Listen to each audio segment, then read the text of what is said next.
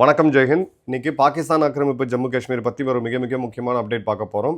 அந்த இடம் ஏற்கனவே பற்றி எரிஞ்சுக்கிட்டு இருக்கு அப்படின்றத நம்ம பார்த்துருந்தோம். தொடர்ந்து அதை பற்றி கவர் பண்ணிக்கிட்டு இருந்தோம்.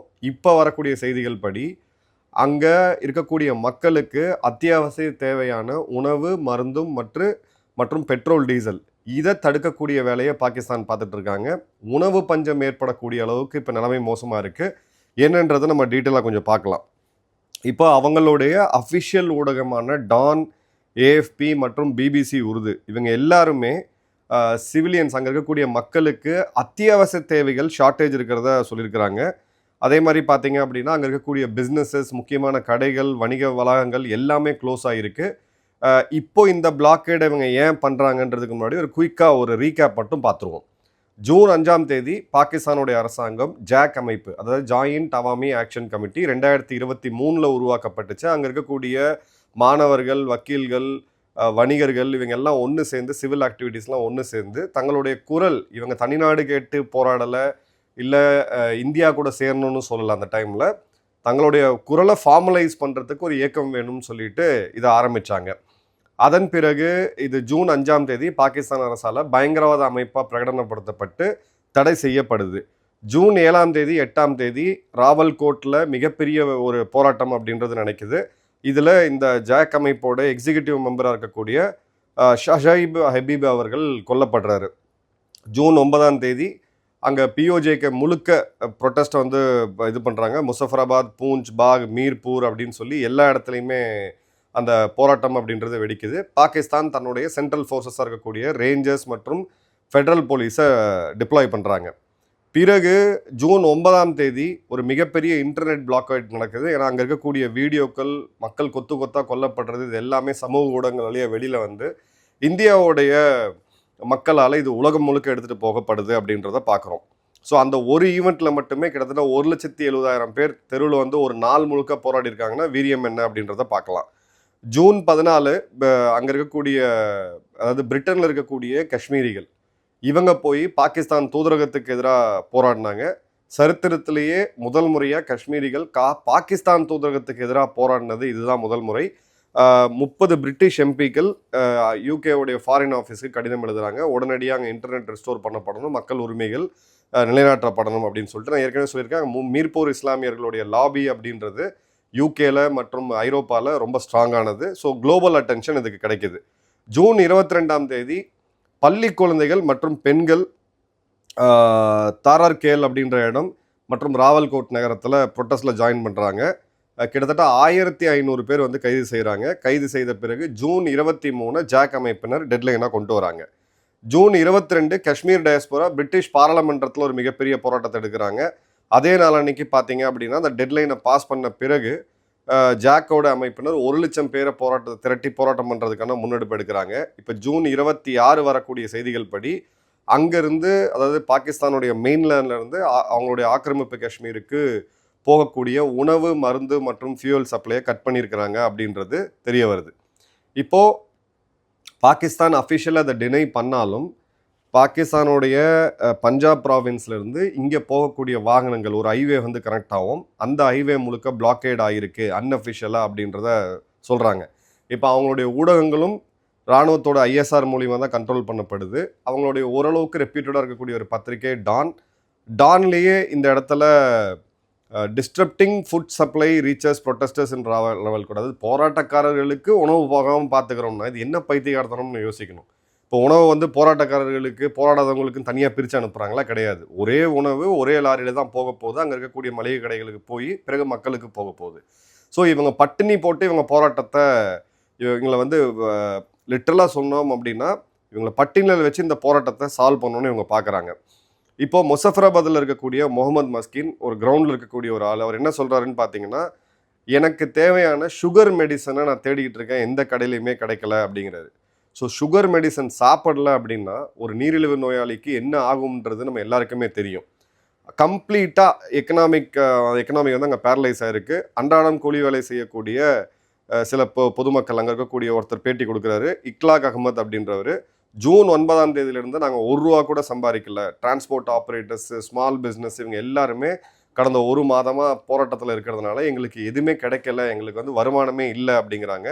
அதே மாதிரி பார்த்தீங்க அப்படின்னா ஓரளவுக்கு மளிகை கடைகள்லாம் ஒரு 2 மணி நேரம் 3 மணி நேரம் சில இடங்களில் மட்டும் ஓப்பன் பண்ணியிருக்காங்கன்றதை பார்க்குறோம். இப்போ அஃபிஷியலாக இவங்க சொல்கிறது 58 பேர் கொல்லப்பட்டாங்கன்ட்டு. பட் அன்அஃபிஷியலாக வரக்கூடிய விஷுவல்ஸை வச்சு நம்ம எஸ்டிமேட் பண்ணோம் அப்படின்னா இதில் வந்து கிட்டத்தட்ட 700 பேருக்கும் அதிகமாக கொல்லப்பட்டிருக்காங்க அப்படின்றது தெரியுது. 1460 இவங்க அஃபிஷியல் கைதுக்கு உண்டான எண்ணிக்கை. பட் அன்அஃபிஷியலாக பார்த்தோன்னா 5000 பேருக்கும் மேலே வந்து கைது செய்திருக்காங்க.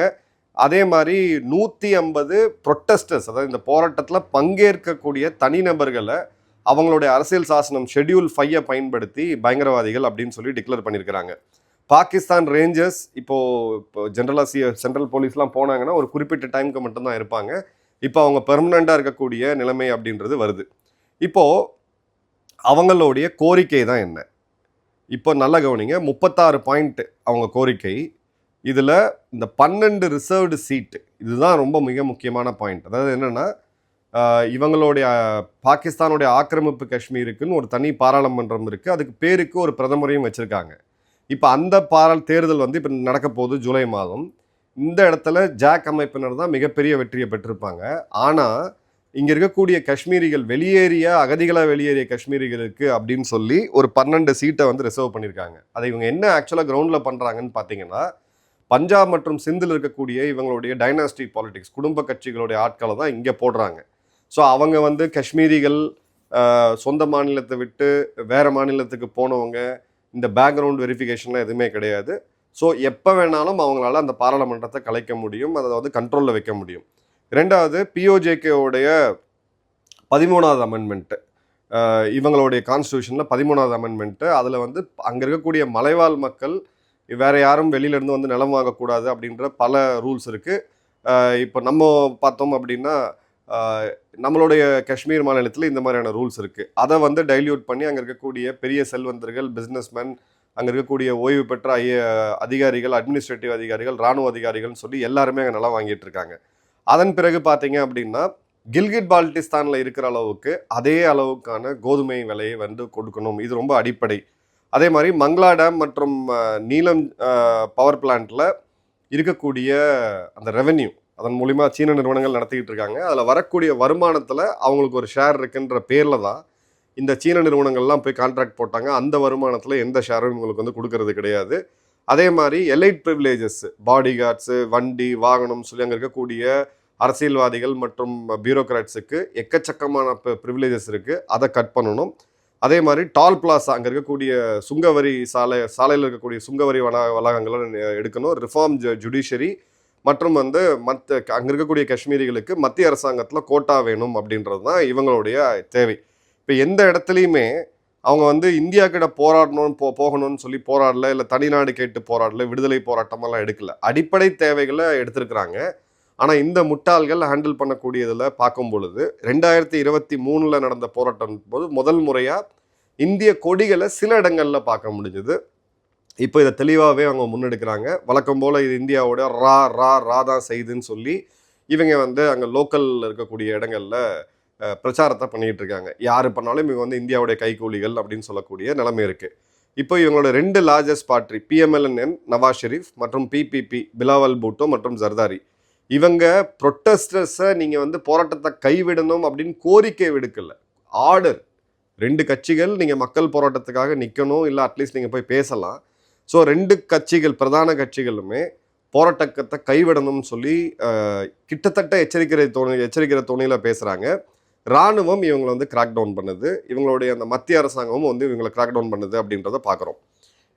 நம்மளுடைய ஸ்ட்ராட்டஜிக் பொசிஷன் என்ன? நம்மளுடைய ஜம்மு காஷ்மீர் அசம்பிளியில் 24 தொகுதிகள் இன்னைக்கு பாகிஸ்தான் ஆக்கிரமிப்பு காஷ்மீரில் இருக்கக்கூடிய 24 தொகுதிகளுக்கு சீட் ரிசர்வ் பண்ணி வச்சுருக்கோம். ஸோ நம்மளுடைய சட்டசபையில் பிஓஜேகேவுடைய பிரதிநிதித்துவம் அப்படின்றது எப்பயுமே இருக்குது. பட் பிஓஜேகே இன்னைக்கு பாகிஸ்தான் ஆக்கிரமிப்பில் இருக்கிறதுனால அங்கே நம்மளால் தேர்தல் நடத்த முடியல, இல்லை அங்கே இருக்கக்கூடிய எம்எல்ஏக்கள் இங்கே வர முடியல. ஸோ நம்மளோட ஜேஎன்கேவுடைய ஒரிஜினல் அசம்பிளி ஸ்ட்ரென்த் எடுத்திங்கன்னா பிஓஜேக்கில் இருக்கக்கூடிய 24 சேர்த்து தான் நம்ம வச்சுருக்கோம். இந்தியாவை பொறுத்த வரைக்கும் வெயிட் அண்ட் வாட்ச் டாக்டர், நிறைய பேர் படையெடுத்து போகணும், இந்திய ராணுவம் இதை மீட்கிறதுக்கான தருணம் அப்படின்னு சொல்கிறாங்க. முக்தி பாகினி அவங்க தனிநாடு கேட்டு போராடும் பொழுது அந்த சூழ்நிலை அப்படின்றது ரொம்ப வேகமாக டெவலப் ஆச்சு. 67 ஆரம்பித்து 71 வரைக்கும். இங்கே இப்போ தான் அவங்க ரியலைஸ் பண்ணுறாங்க நம்ம இந்தியாவோட இருக்கிறது தான் நமக்கு வந்து சரியான இதுன்னு சொல்லிட்டு, குறிப்பாக அங்கே இருக்கக்கூடிய இளைய பருவத்தினர். ஸோ இந்த இடத்துல நமக்கு கொஞ்சம் வெயிட் பண்ண வேண்டிய கட்டாயம் நிச்சயமாக இருக்குது. அதே மாதிரி சர்வதேச அரங்கில் இந்தியா கடுமையாக பாகிஸ்தானை எதிர்த்துட்டு இருக்காங்க.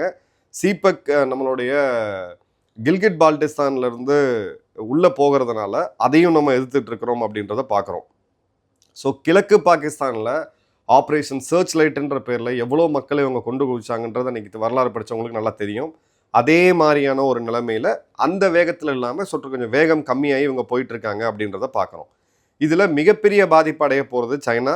ஏன்னா அவங்களுடைய $65 பில்லியன் இன்வெஸ்ட்மெண்ட்டு கவடாரில் ஆரம்பித்து எல்லா இடத்துலையும் அவங்க பண்ணது கடைசியாக இந்த கில்கிட் பால்டிஸ்தான் வழியாக தான் அந்த ரோடு மற்றும் பைப்லைன் இது ரெண்டுமே சைனாவுடைய மெயின்லேண்டு ஷிங்ஜியாங் ப்ராவின்ஸுக்கு ஷக்ஜம் வேலி வழியாக போகுது. அந்த பள்ளத்தாக்கு கனெக்ட் பண்ணக்கூடிய மிக முக்கியமான அந்த ஹைவே மற்றும் அந்த பைப்லைன் நம்மளுடைய பகுதியில் இருக்குது. ஸோ இந்த இடத்துல மக்கள் அன்ரெஸ்ட்டில் போனாங்க, நாளைக்கு இவங்க பலுச்சிஸ்தான் மாதிரி அங்கே இருக்கக்கூடிய சீனாவுடைய இன்ஃப்ராஸ்ட்ரக்சரை தாக்க ஆரம்பித்தாங்க அப்படின்னா இது இவங்களுக்கு ஒரு பெரும் சிக்கலை கொடுத்துரும் அப்படின்றத பார்க்குறோம். சைனாவை பற்றியான சென்டிமெண்ட் அப்படின்றது டோட்டலாகவே நெகட்டிவாக இருக்குது. அதே மாதிரி மங்களா டேம் உலகத்தோடைய 7வது மிகப்பெரிய டேம். இவங்க வந்து மீர்பூரில் கட்டினாங்க. ஆனால் அதனால் அங்கே இருக்கக்கூடிய லோக்கல் மக்களுக்கு எதுவும் பயனும் இல்லை. நாளைக்கு இவங்க ஆயுத போராட்டத்தை நோக்கி போனாங்க அப்படின்னா அந்த டேமை பாதுகாக்கிறதே பாகிஸ்தானுக்கு மிகப்பெரிய பிரச்சனையாகும். ஒருவேளை இன்டர்னலாக அந்த டேம் யாராவது தாக்குனாங்க அப்படின்னா பாகிஸ்தானுடைய மின்சாரம் அப்படின்றது 40% நாடுகள் இருள மூலக்கூடிய ஒரு பெரிய ஆபத்து அப்படின்றது இருக்குது. அடுத்தது நீலம் ஜீலம் ஹைட்ரோ பவர் ப்ராஜெக்ட், அதுவுமே இதே மாதிரியான நிலைமையில தான் இருக்குது. ஸோ இவங்களுடைய பிரச்சனை என்னென்னா ஒரு முறை அங்கே போய் பேச்சுவார்த்தை நடத்திட்டு உங்களுக்கு நாங்கள் இதை தரோம் அதை தரோன்னு கமிட் பண்ணிட்டு வருது. லாக்டவுனில் பஞ்சாபில் இவங்களுக்கு வந்து ரேஷன் கார்டை ஓப்பன் ஆகி எல்லாம் கொடுத்துக்கிட்டு இருந்தாங்க. ஆனால் இங்கே கில்கிட் பால்டிஸ்தான்லேயோ இல்லை பிஓஜேகேலையோ பார்த்தீங்க அப்படின்னா கம்ப்ளீட்டாக அந்த இடத்துக்கு வந்து ப்ரையாரிட்டியே கொடுக்காம வச்சுருந்தாங்க. ஸோ பாகிஸ்தானுடைய பஞ்சாப் அங்கே இருக்கக்கூடிய மக்களுக்கு தான் எல்லா ப்ரிவிலேஜும் இருக்குது. அடுத்ததாக இருக்கக்கூடிய சிந்து 2ஆம் தர மக்கள், 3ஆவதாக இருக்கக்கூடிய பலுச்சிஸ்தான் 4ஆம் தர மக்கள், 5ஆவதாக இருக்கக்கூடிய கைபர் பக்துன்வா ப்ராவின்ஸில் இருக்கக்கூடிய மக்கள் 5ஆம் ஒரு கிரேட்லேயும், கடைசியாக இருக்கக்கூடிய அந்த பிஓஜேகே கில்கிட் பால்டிஸ்தான் இருக்கவங்கள ஒரு ரொம்ப இவங்களுடைய அந்த வஞ்சனை அப்படின்றது ரொம்ப தெரியும். ஏன்னா இந்த பேச்சே பார்த்தீங்க அப்படின்னா போராட்டக்காரர்கள் அப்படின்ற போது அவங்க நாட்டு மக்கள்னு உண்மையாக நினச்சாங்கன்னா அந்த மாதிரி பேச மாட்டாங்க.